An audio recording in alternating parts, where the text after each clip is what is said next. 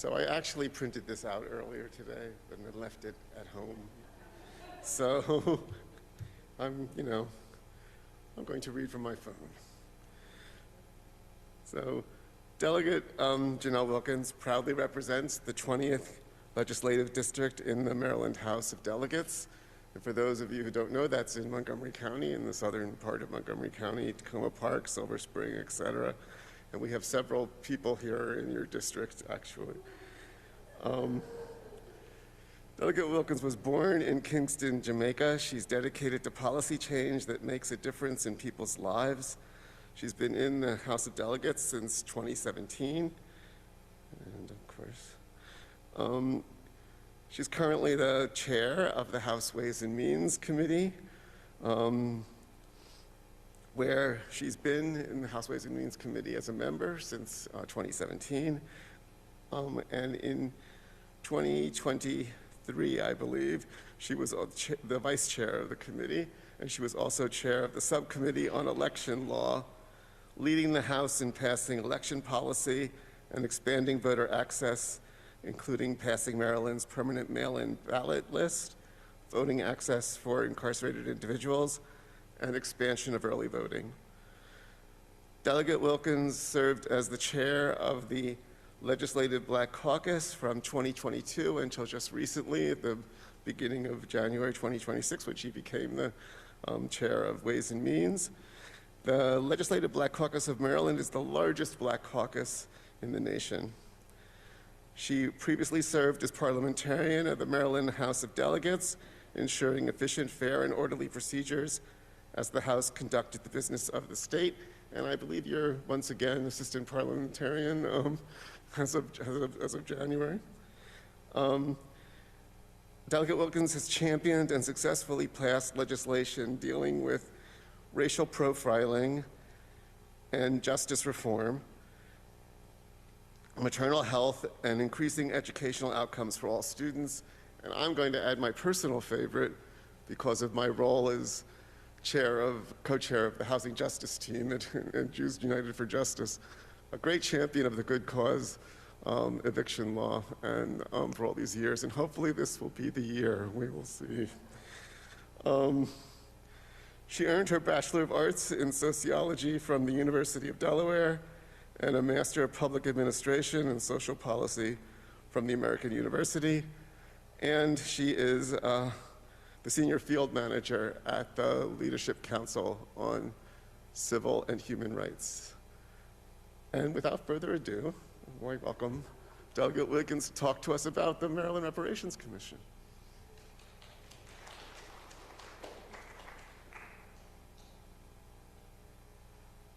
Good evening. It is such an honor to be here tonight. Thank you so much for having me and welcoming me here into this sacred and holy space. I am really enjoying being a part of the evening, so thank you. I want to thank David for the invitation and the warm welcome, and just leadership here for allowing me to speak about an issue that is so important here in our state. As was mentioned, I've served in the legislature since 2017, but I actually want to take you back to a little bit of my history and how I even got here, because I think that my story is actually the story of the best of America and our country. I was born in Kingston, Jamaica, but before I was born, my family was actually undocumented here in the United States. My uncle, seeking opportunities, had come to the U.S. on a work visa. He was doing very hard work in Florida on a sugar plantation and deserted and found himself undocumented here in the country. Similarly, another uncle who was picking apples on an apple farm in New York, who deserted, and we ended up or my family ended up in Delaware, undocumented, and knew someone in Delaware, and that's the story of migration. One person and the whole entire family ends up there. And so it was actually advocacy from people that I will never meet or know who advocated for amnesty legislation back in the 1980s that were signed into law. And some of you might remember that advocacy and that movement. And it was because of that legislation that was signed into law that my family, again, before I was even born, was able to come out of the shadows and become documented here in the United States. And eventually, in 1993, my mother, myself, and my brother, we were able to migrate to the United States on a plane with a visa, and to be able to grow up in Delaware with much of my family there. And so to even stand before you with my family's short history in the United States, relatively short, and my family's start as undocumented immigrants, to now be the chair of a powerful committee in the House of Delegates in the state of Maryland, a committee that has jurisdiction of over $50 billion in state revenue, that works on and has jurisdiction over child care, early childhood education, and all of Maryland's K through 12 education policy, is really the story of the American dream and being elected to office and serving in that role. And so I start with the best of our country and how our country truly can be when we provide people with the opportunity, when we give people the space to be able to thrive, when we, instead of excluding and deporting, we bring people in and the best of them. So with that said, I've had the opportunity to serve as the chair of the Legislative Black Caucus of Maryland until literally about a month or so ago.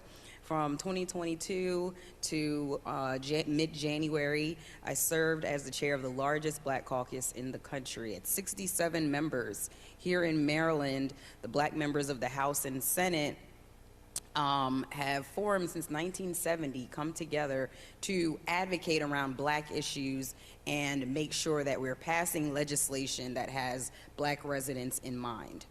And as an organization that was founded in 1970, just literally in the wake of the assassination of Dr. Martin Luther King, you can imagine at that time in 1970, when those foundational members came together, the types of issues that they were dealing with.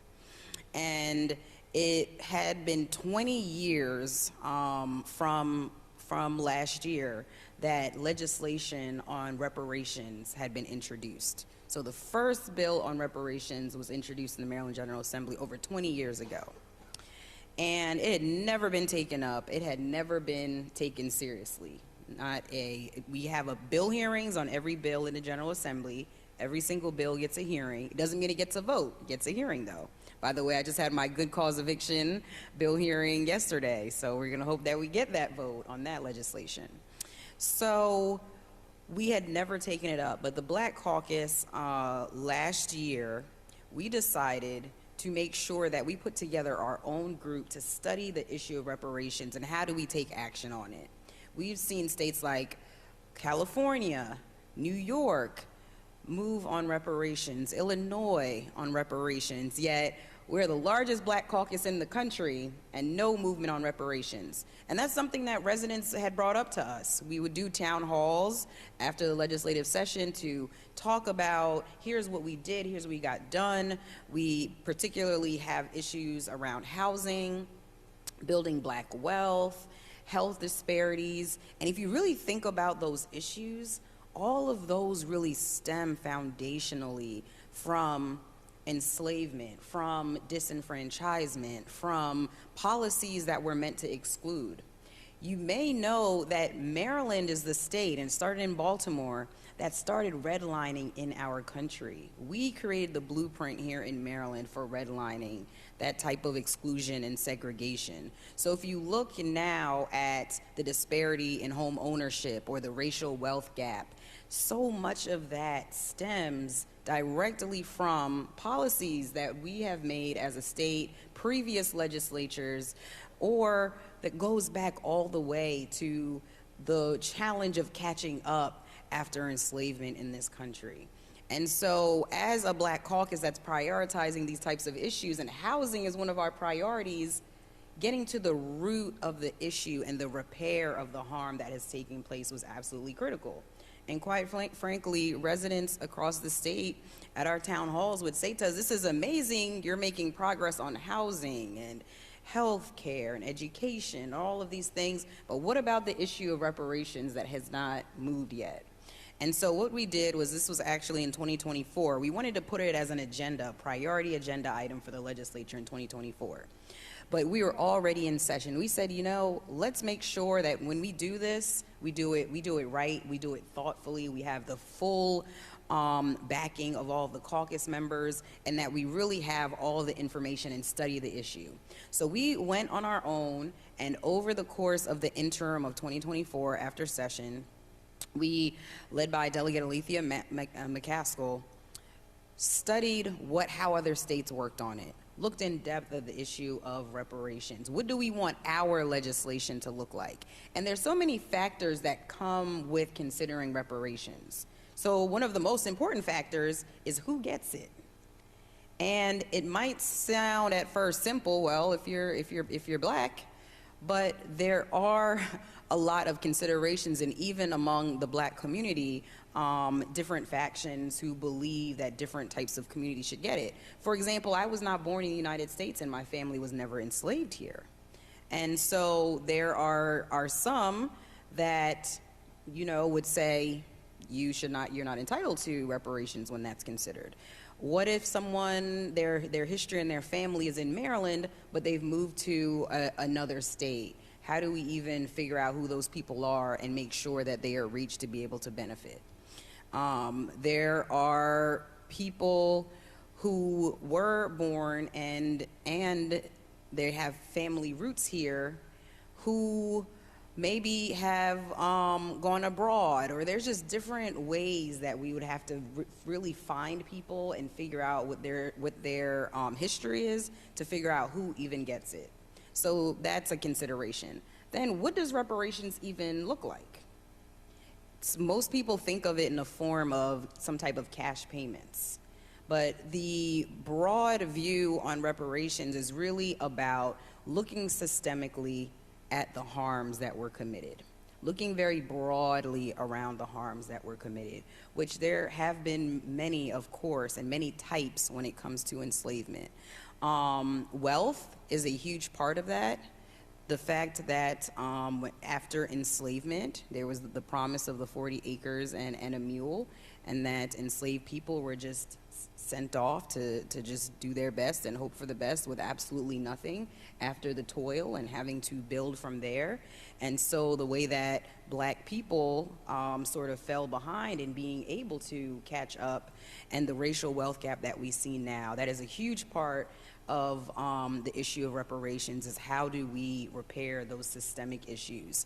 Our legislation that we ended up with looks broadly not only at enslavement, but also at legislation and other initiatives that created these systemic harms.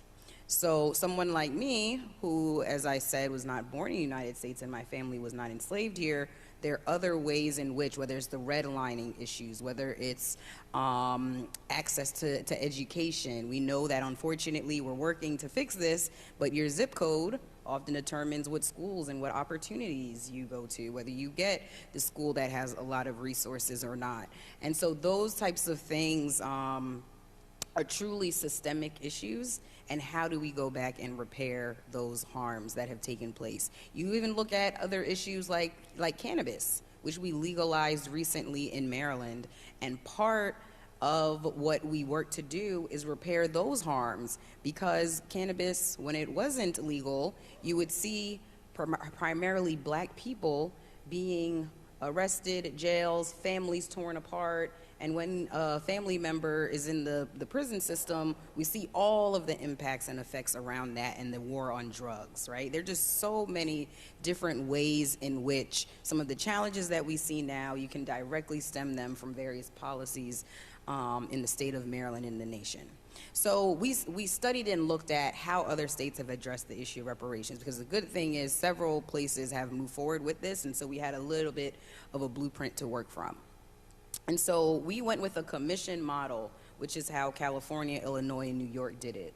where to address all of these questions that I just mentioned, we realize, you know what, we are a smart group of people, but we are not going to be able to figure out all of the details on what reparations should look like. Let's bring in impacted community members, our HBCU leaders, our museums on history in the state, our impacted residents to come to the table to be a part of a commission to study the impacts of enslavement and systemic policies that excluded and hurt Black people in the country, in the state of Maryland, and bring them together to study these issues, study the harms, and figure out repairs that are directly related to those harms. And that's the important part of reparations, as the rabbi mentioned.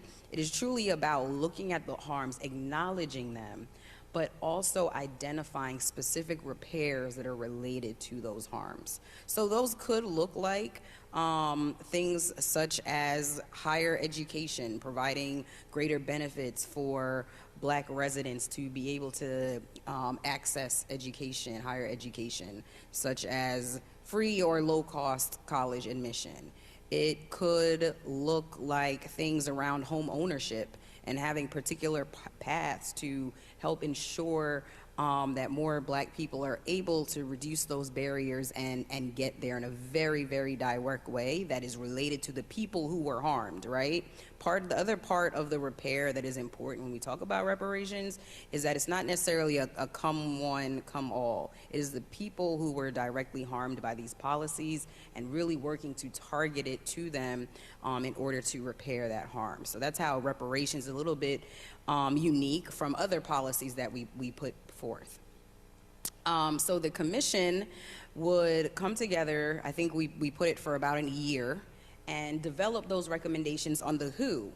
And the who, I can't overestimate how really important the who is. If you look at some of the discussions online around reparations, even within the Black community, that is something that is can have a lot of strife around who receives it, because there are groups I want to acknowledge that believe that only those who are enslaved, African descendants of slaves, should be receiving reparations. And so we are going to leave that to the commission to figure out, and the types of reparations that should be provided. So as you probably know, the legislature convenes for 90 days, and the Black Caucus had to fight very hard in order to get that bill out. As I mentioned, it had been introduced, a version of reparations had been introduced sponsored by different members for 20 years. But in that one session that we put it on our priority list and said, for the Legislative Black Caucus of Maryland, the Maryland Reparations Commission is a top priority, we got that bill out in one legislative session.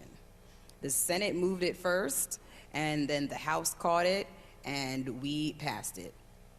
So we were celebrating, we were so excited, but unfortunately, the governor did veto it. That caused a bit of a faction, but we have moved on since then, because we were able to come back around and override the veto during a special session in December. So it took a lot longer than we expected for it to become law. Once the veto was overridden, the bill is now law in the state of Maryland. So that was a huge victory. And I actually want to lift up this community for standing with us. We received a lot of letters from the Jewish community working in coordination, pushing for reparations, and the importance of coalition is just such a huge theme here. We came together with the environmental community, and we talked about how racial injustice and environmental justice are interlinked, how where people live and the history of segregation and where decisions are made on sometimes where very harmful infrastructure is placed and how that impacts our environment and particular communities, especially Black communities. And so we talked about it from an environmental aspect. We talked about it from a faith aspect. And the amazing coalition of advocates helped us to keep up the momentum to override the bill. And so I really want to, I want to give you all for all of your support and help around the issue of reparations, because truly you helped make this happen, that coalition that came together. So right now where we are, is that the commission has to be seated. So the bill says, for example, 2 members of the House would be appointed to the commission, 2 members of the Senate, a member from the Maryland Center on History and Culture, members, leadership of the HBCU, leadership of the NAACP, et cetera. And the commission still has to be seated. So we are still in the initial stages. The other thing that's taking place with reparations right now in Maryland is that because of the veto, we lost a lot of time. And the legislation said that this year, the first report was supposed to come out from the commission, the preliminary findings around all that I just mentioned, and the preliminary recommendations. Well, now that we lost six or so months, we now do have another bill that is circulating to extend the time, because the thing about overriding a veto is that the bill goes into place as is. Can't change timelines, you can't change a word or two, it just goes into law as is. So we do need to extend that time because we want this to be thorough. We want this to be a very well thought out plan. But I do want to say to you that although all over the last year, and I sound very calm and a little nonchalant, but when I tell you the last year of getting the bill passed and then the shock of the veto and the friction behind that and the advocacy that we had to just keep up the momentum in order to get it overridden, I mean, it was a lot. But nothing that we have experienced with this bill will compare to when the actual recommendations come out. So that was just the process of passing the commission. Now, in the next year and a half, when the commission does its work and we have legislation and options before us that's saying things like black people potentially, I don't know what their recommendations will be, but potentially black people getting huge breaks when it comes to colleges in Maryland, for an example, right? Especially in this time period that we're in, there's probably going to be a lot of pushback around that. And even us finding the funds, because of course that's something that the colleges are not necessarily going to be able to pay for. The state of Maryland is going to have to pay for that. And just finding the funds to make sure that we're able to cover the work of repair is something that is going to be a serious undertaking. I think we can all imagine the fireworks when the actual recommendations come out and the courage and strong coalition is going to take to actually bring them into fruition. So that is the status of where we are, and so I want us to brace ourselves and continue to build coalition, educate our communities and friends around this work that is happening. When the meetings take place, to participate in the second bill, that we did put more in-person participation so that we can have things like town halls, have things where broader community members can come in and share their input and feedback. And so I think that ways that you can continue to be helpful definitely include spreading the word around what we're doing and why we're doing it. Apologies are not enough. Something very serious and very life-changing to the current people who live in Maryland, current black residents, took place at the start and the founding of the state and of our nation that has had implications and ripples that have been very detrimental. And we want to go back and repair that harm. And apologies are not enough. The state of Maryland did apologize. I want to say it was in 1995 or so, or 1997, where there was an apology that was given, and the apology is appreciated. However, apologies are not closing up the gap that we see, whether it's health disparities that we work on, whether it's the fact that black women are 40% more likely to die as a result of a breast cancer diagnosis, despite being diagnosed at the same rate as other women. The fact that black women are 4 times likely to die after giving birth to a child as compared to other women. And I think that if we go back and look at whether it's the experimentation that has taken place and different access that has been denied, when we go back, we can literally see how these outcomes have taken place. So while we try to chip away at them with legislation, we won't be able to make that progress until we really go to the root and make that repair. So I really want to thank you for your support, for being willing to listen and learn and participate, and to just know that the commission will be seated. It will start doing the work of the research and recommendations, that the support around that. but really bracing ourselves for what happens when those recommendations actually come out, and being willing to continue the fight and see it through. Because it's very possible that we do all of this and the recommendations come out and we don't want it to just fall apart then. We want to see it through. So I thank you so much for your partnership, your collaboration, and your willingness to join with us. And thank you. I really appreciate it. Wonderful to be here. Thank you. Hey.